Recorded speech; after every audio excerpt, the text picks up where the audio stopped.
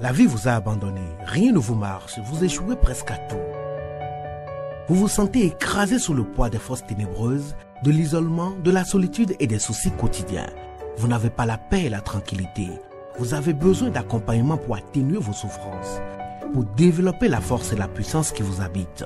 Suivez tous les matins Maître Maoulian Justin Dongbaoundé, grand initié aux lois et secrets de la vie. Avec Maître Maoulian Justin Dongbaoundé, vous allez abandonner vos solutions individualistes, source de vos malheurs et de vos errements. Vous allez découvrir la pensée métaphysique, seul gage de notre sortie collective du gouffre. Vous allez retrouver le chemin du mieux-être et de la joie de vivre. Message du Maître, un espace commun aux bâtisseurs d'une vie heureuse sur la terre. Mesdames et messieurs, hommes et femmes qui peuplent la terre, mes frères et sœurs bâtisseurs de tous horizons, en vos différents grades, degrés et qualités. Je voudrais prendre ici la parole pour exprimer à chacun et à tous ma profonde et sincère reconnaissance pour vos soutiens de tous les instants. Avec vous ce jour, je voudrais, pour le compte de cette 9e saison, entièrement consacrée aux 9 trésors d'un homme de cœur, je voudrais, dis-je, poursuivre avec vous le voyage qui nous conduit dans la demeure de ce grand esprit, j'ai nommé Christian-Henri Godefroy, pour découvrir l'une après l'autre les empreintes de son être profond. Dans mon message de ce jour, nous allons, sous le couvert du 7e trésor, nous allons revisiter 3 messages. Le premier message a été diffusé le 24 octobre 2022 sous le numéro 373 et la recommandation ci-après. Mieux vaut avoir des remords que des regrets. Le second message a été diffusé le 25 octobre 2022 sous le numéro 374 et l'affirmation qui suit. Le meilleur des remords est une vie bien vécue. Le troisième et dernier message a été diffusé le 26 octobre 2022 sous le numéro 375 et l'interrogation ci-après. Est-ce que Dieu vous pardonne? Est-ce que Dieu vous pardonne? Pour sortir de votre culpabilité, évitez de répéter à tout propos « j'aurais pu, j'aurais dû ». Pour éviter de vous projeter continuellement dans le futur, arrêtez de répéter à tout propos « je devrais, je devrais ». Cela pour chasser le sentiment de n'avoir pas fait ce qu'il faut. Arrêtez de pédaler sans fin dans sa tête. Arrêtez d'écrire et de réécrire une multitude de scénarios aussi inutiles qu'impossibles avant la fâcheuse tendance de mettre de l'huile sur le feu de vos croyances. Cela pour briser, ou à tout le moins, sortir du cercle vicieux verrouillé et auto-alimenté du remords, ce sentiment douloureux, accompagné de honte que cause la conscience d'avoir mal agi. Le remords est le sentiment de culpabilité que l'on éprouve quand on a commis une faute.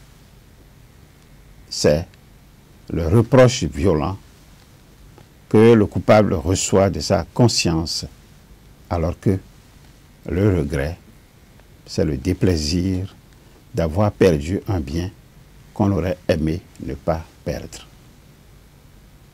Le remords se distingue du regret avec le sentiment puissant de culpabilité qui l'accompagne. Lorsque nous éprouvons des remords, nous avons besoin de nous libérer de ce poids qui nous accable, de cette situation que nous pensons inacceptable après plusieurs expériences. Mieux vaut des remords que des regrets. Telle est l'expression souvent utilisée pour exprimer le fait qu'il est parfois préférable de se lancer et de oser, quitte ensuite à s'apercevoir que l'on s'est trompé ou que l'on n'aurait pas dû, au lieu de regretter toujours de ne pas l'avoir fait. Pourquoi dit-on que le meilleur des remords est une vie bien vécue? Pourquoi? Tout le monde fait des erreurs et tout le monde a dit ou fait des choses qu'il regrette.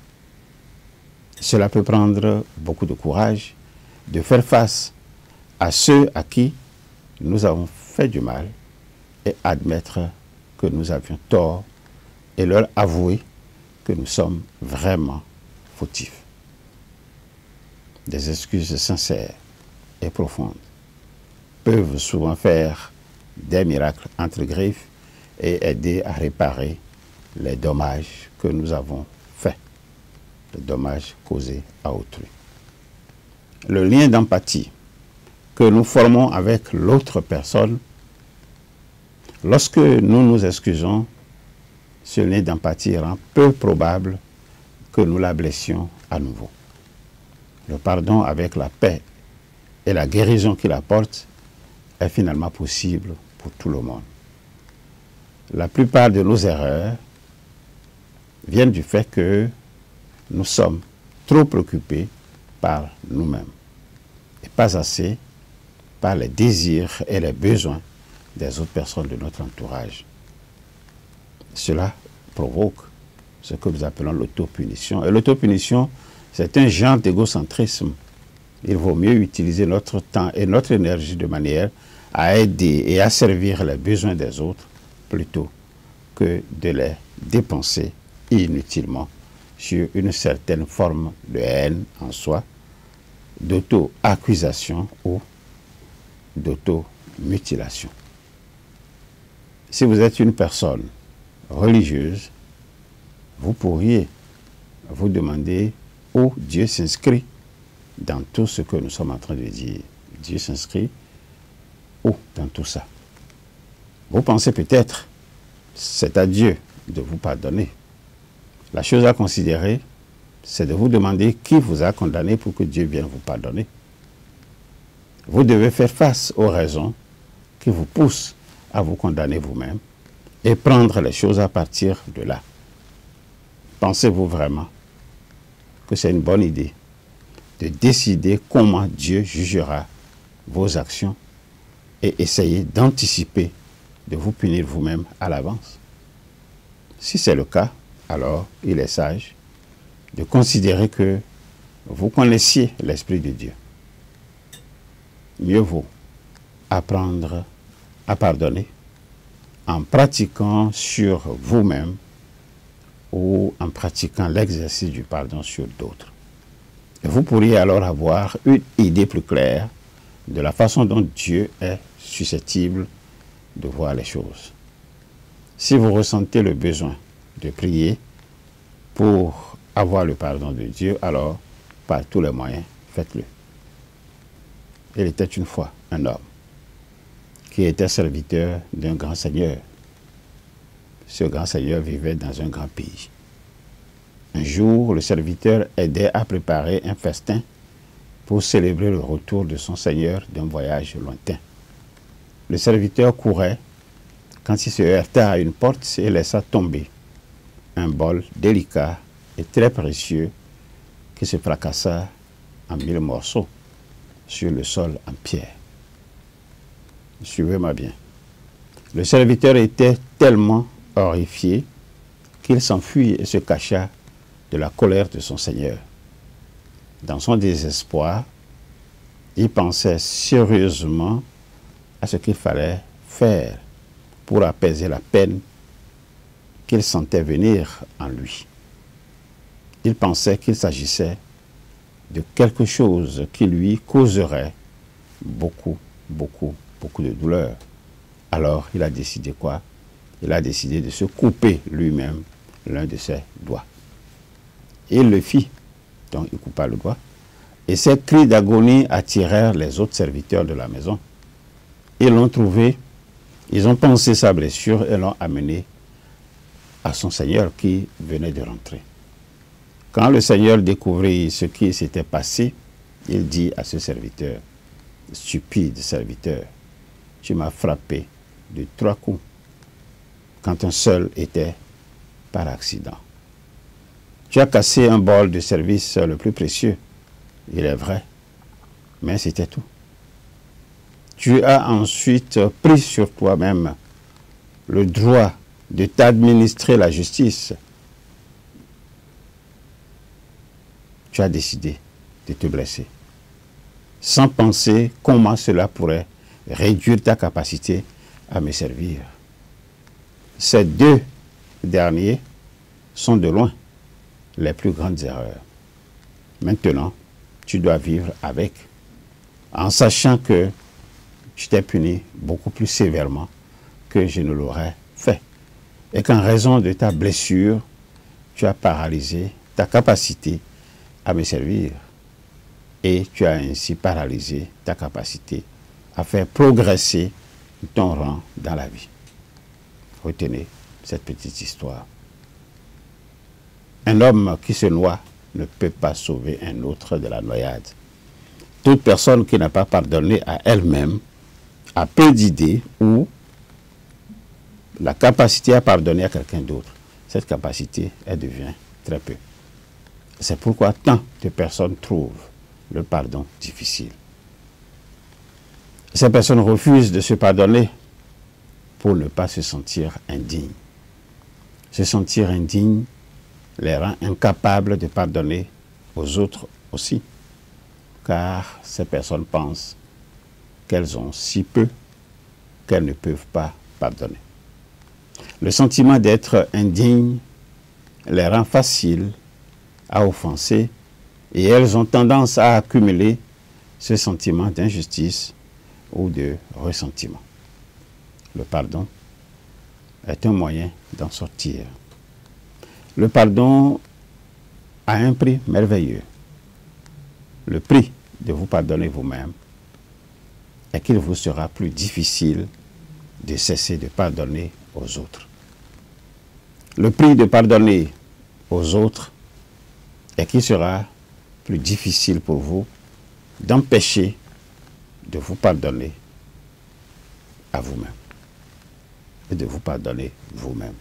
Pardonner, c'est donner le cadeau que nous pensons que nous ne pouvons pas nous permettre de trouver. Mais dès que nous le faisons, nous en avons en abondance. Si tout cela vous semble exagéré, tout ce que j'ai dit jusque-là, si ça vous semble exagéré, oubliez ça pour l'instant. Rejoignez-nous donc sur notre tribune de pardon, une école de sagesse. Un lieu où vous apprendrez à vous débarrasser de vos rancœurs et vous mettre sur le chemin d'une vie calme et apaisée. La tribune de pardon, c'est un lieu où vous apprendrez à faire une place au pardon dans votre vie de tous les jours. La tribune de pardon, c'est un lieu où vous apprendrez à être le plus brave parce que vous aurez été le premier à demander pardon. C'est un lieu où vous apprendrez à être le plus fort parce que vous aurez été le premier à pardonner.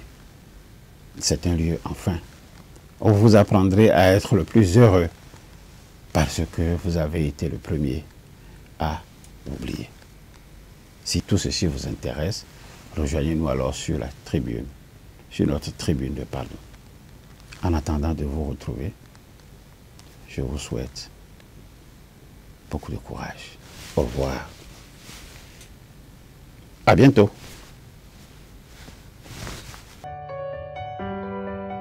La vie vous a abandonné, rien ne vous marche, vous échouez presque à tout. Vous vous sentez écrasé sous le poids des forces ténébreuses, de l'isolement, de la solitude et des soucis quotidiens. Vous n'avez pas la paix et la tranquillité. Vous avez besoin d'accompagnement pour atténuer vos souffrances, pour développer la force et la puissance qui vous habitent. Suivez tous les matins Maître Maoulin Justin Dongbaoundé, grand initié aux lois et secrets de la vie. Avec Maître Maounia Justin Dongbaoundé, vous allez abandonner vos solutions individualistes, source de vos malheurs et de vos errements. Vous allez découvrir la pensée métaphysique, seul gage de notre sortie collective du gouffre. Vous allez retrouver le chemin du mieux-être et de la joie de vivre. Message du Maître, un espace commun aux bâtisseurs d'une vie heureuse sur la terre.